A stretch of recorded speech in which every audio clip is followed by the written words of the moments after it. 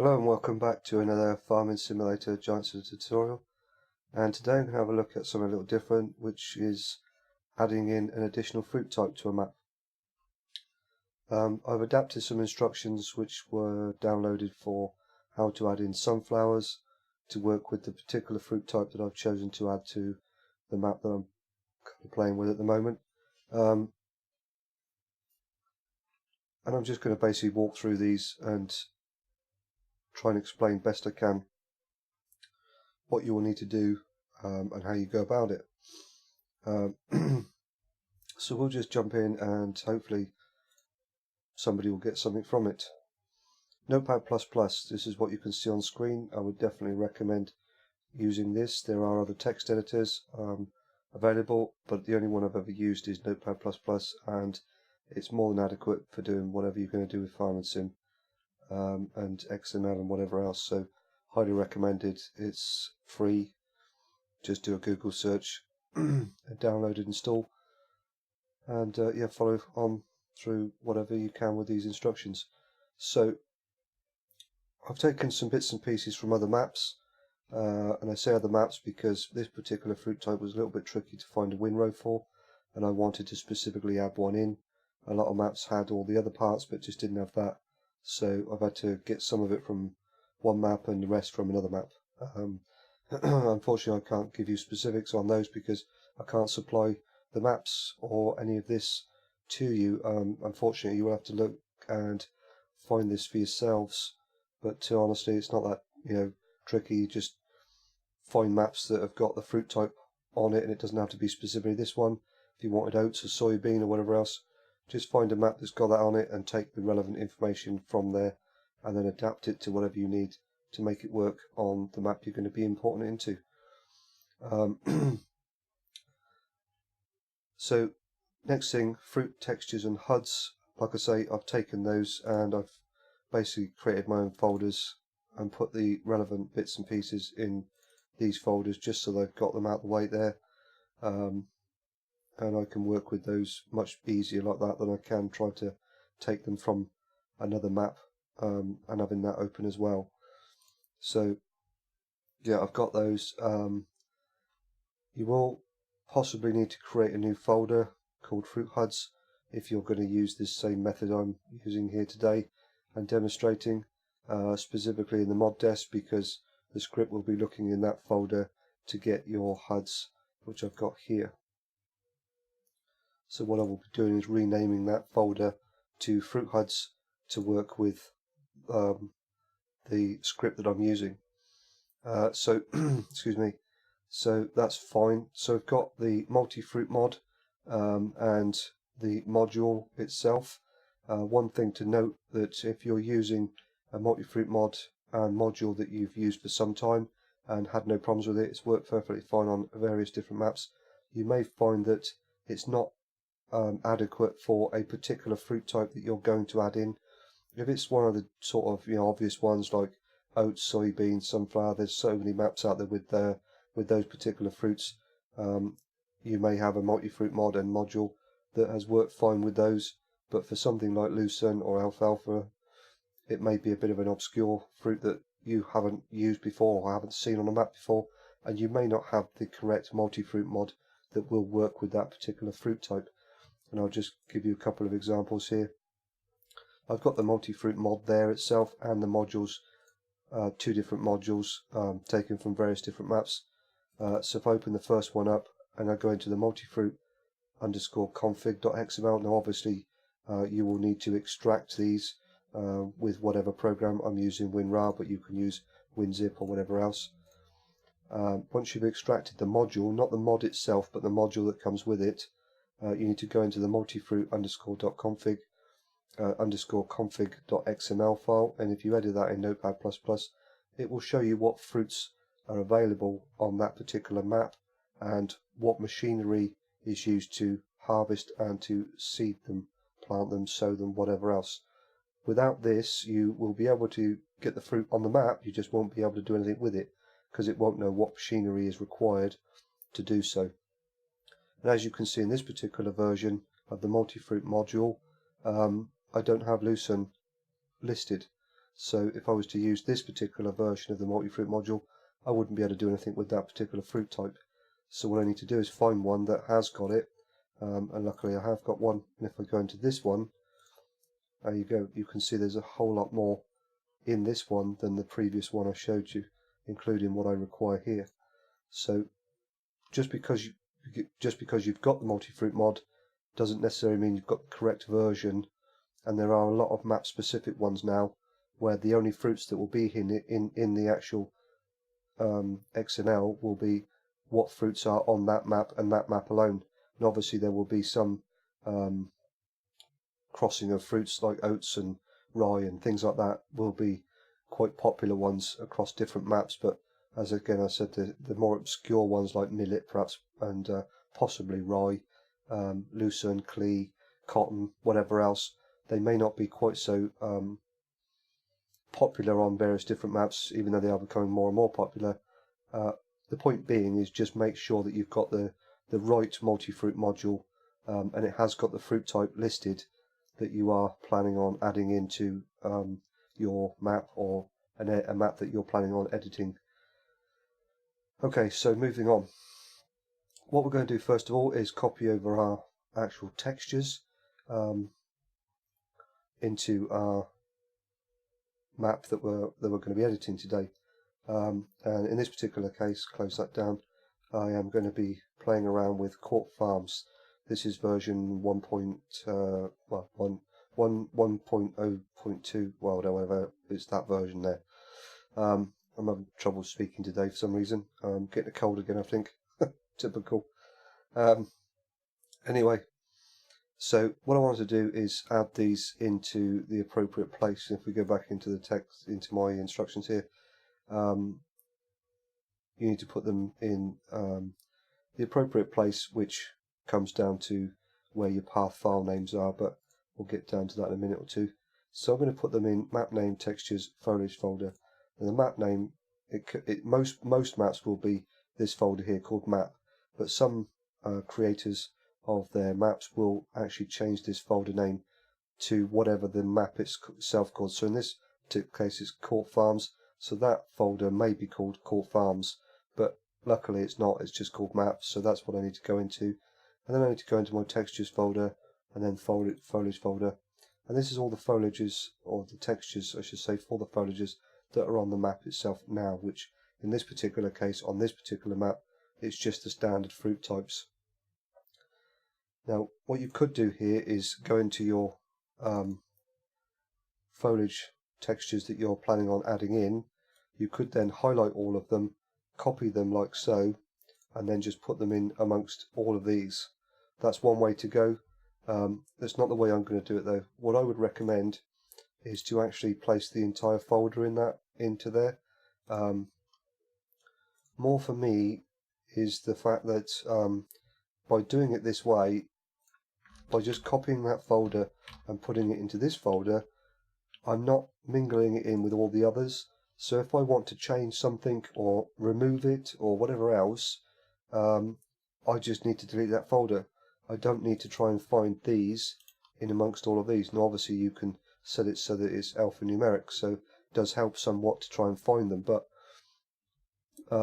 if it's in a folder like that, you don't need to start searching. They're right there. Just simple, easy. And then set your correct path file name to locate that folder. So now I've done that, go back to the instructions here. And the next thing is to find our fruit growth foliage shader and windrow foliage shader, and we need to do that within the map i3D that we're editing. So go back into my Court Farms folder here, go to my map i3D, right click and open in Notepad++.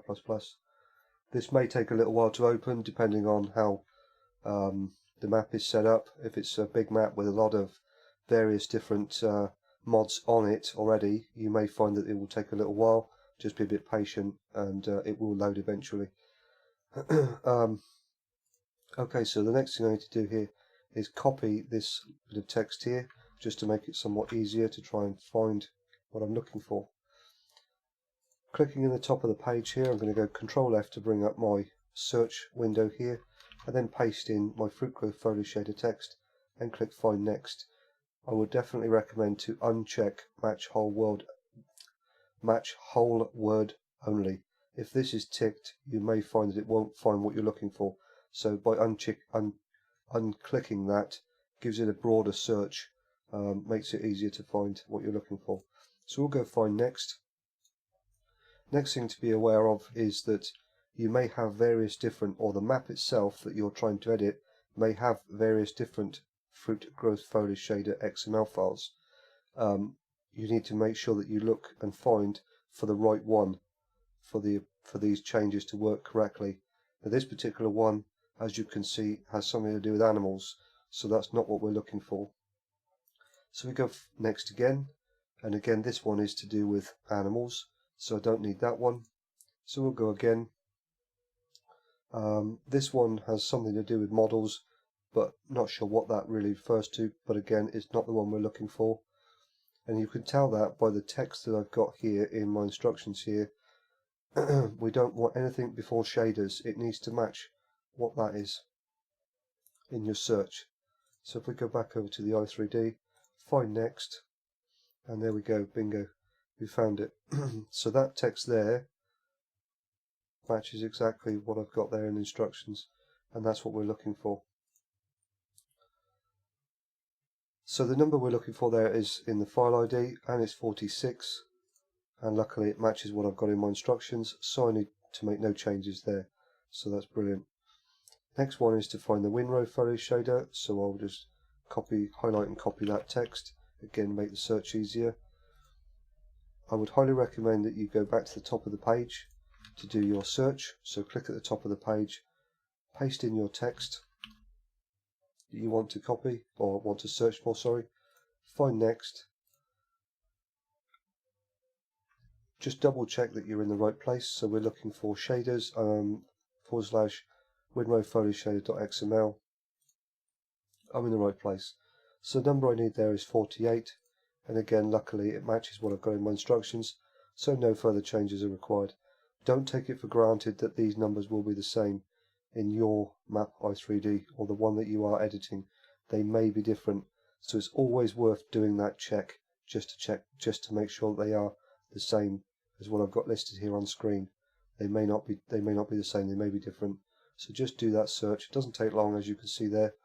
It's worth doing.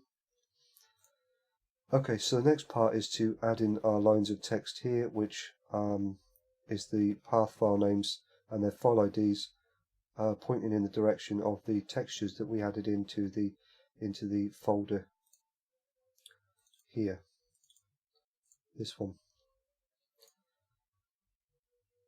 Before I add those in, I just want to explain these numbers here. The file IDs here, when you're adding in a new fruit, these numbers need to be a lot higher than what you've already got in your map i3D, so that it can accept them and then adapt them and change them to fit in. It's much easier to just choose a really high random number and then do it this way than to try and find what the highest number is in all of this and then try and work it in. Just choose a really high number like I've done here. You can even just copy that, to be fair, and just do it the same as what I've done there.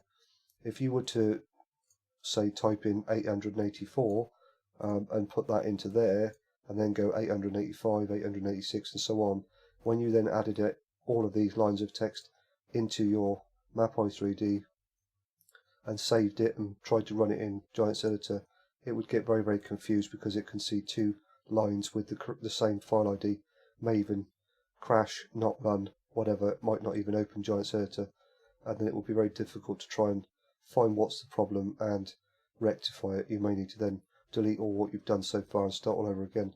So it's just best to start with a really high number like so, much higher than what you'll ever find in here, and let the system adapt and change them to whatever it feels is appropriate, which it will do later on. Okay, so we're now going to add these in to our excuse me, map i3D. So I just highlight, copy, come back to the top, and I'm going to add them in right at the top here under the files tag. So I create my new line, paste them in. That's it, don't need to do anything else there. So the next thing I need to do is add in the actual material itself, the fruit type and its winrow, and all the bits and pieces that go with it. And all of this is structured, each part points to each next part to display what you require on screen. So your material ID, your file ID, which is up here for your text that's going to be displayed, and so on and so forth. Again, with your material ID, you need to set that to a high number so that it's higher than any other material ID that's already in the map for both your fruit type and the winrow that matches. You may be adding a fruit that doesn't have a winrow, so this part here will not be relevant. But you need to set that at a high number, and your your texture file ID you've already set up here, so that just needs to match what is set there for the textures to be displayed correctly. The other ones here are for your distance diffuse channels, which is when you drive away from the field and can no longer see the actual texture itself. This is what you will see, these sections here, in game that is. Okay, so before I add these in, I need to adapt my custom shader ID, which comes back to the numbers that we searched and found earlier on. So my growth foliage shader here will be the actual fruit itself, the fruit type itself, which is 46. So I can then just copy that down into there like so. And then obviously we've got our winrow foliage shader, which comes down to our winrow, which is 48. So I can just copy that and put it into there like so. Now that I've done that, I can now add these in, and I would highly recommend to do these one at a time. So we'll just highlight the actual material itself, the fruit type, and we'll bring that over into our map i3D. But what it needs to be is at the end of the materials section, as it states in the instructions there. So what we need to do then is, in our map i3D, find where that is. Now I've done this search many times, so I've already got it in my search window or drop down. So I go into my materials, click find next, and we're at the end of the materials section. And what it says here that we need to actually put it above that line, that tag. So we go to the last material type that was added in, create our new line. Oops, didn't copy it. Copy my text and then paste it in like so. Then we can do the same for our winrow. So we'll copy that, create our new line and paste it in, and we save. Okay, so now that we've done that and we've got all of our numbers in the right places, and hopefully I've explained all of that at least to a degree that you can understand. It's not 100% that you need to get your head around all of it. It's just trying to work out where everything talks to the next part and then gives you what's displayed in game on screen. So the next part is to look up the acre fine diffuse, which is a generic foliage channel that you'll find on every single map. It's not one that we've added in, it's already there, but you need to be able to point the actual fruit type to that file.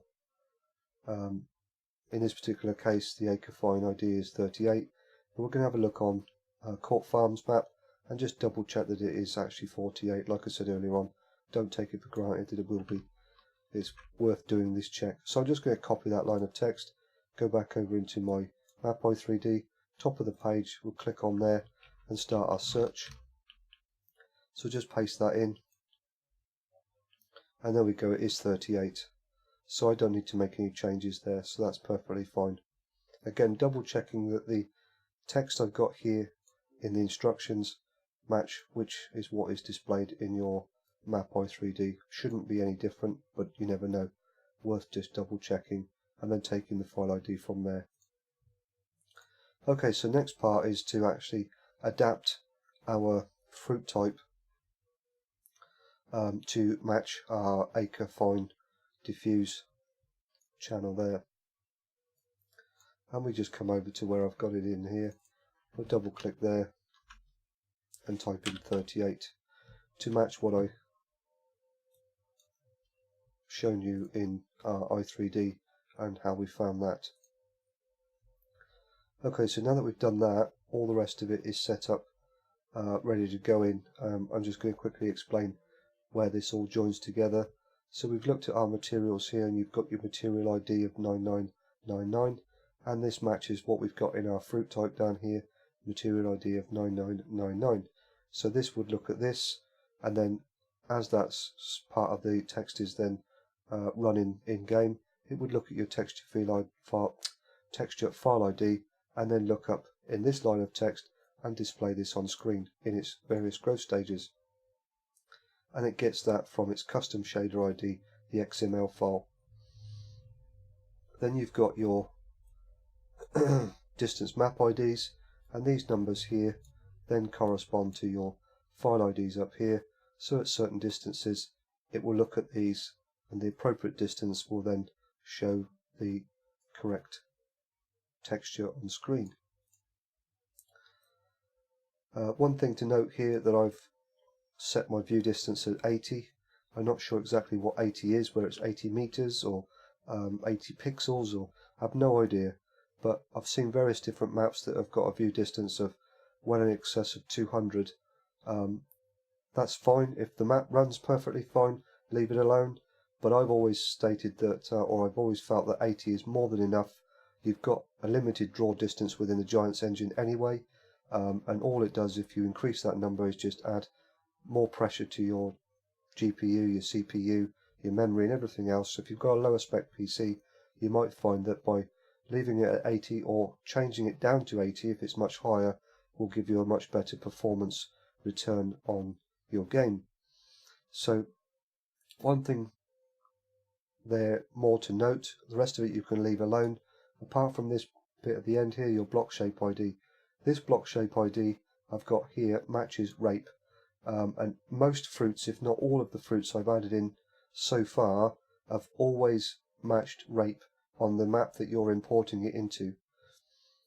So if you take this line of text from another map and then look at your Blockshape ID on the map that you're importing it into, look at the rape on that map and change your Blockshape ID to match it if it is required. If you have a different Blockshape ID to what rape is on the map you're importing into, you may find that when you put it in game and run it, your textures, your foliage textures, will be all garbled and won't be displayed correctly. So I would recommend to change this to rape, to the map that you're importing it into if it requires it, and then allow the Giants engine to adapt it accordingly once we go into Giants Editor and save the Giants Editor session. That's done behind the scenes. So that's fine. And also for your Luzerne, I would then look at the win row specifically.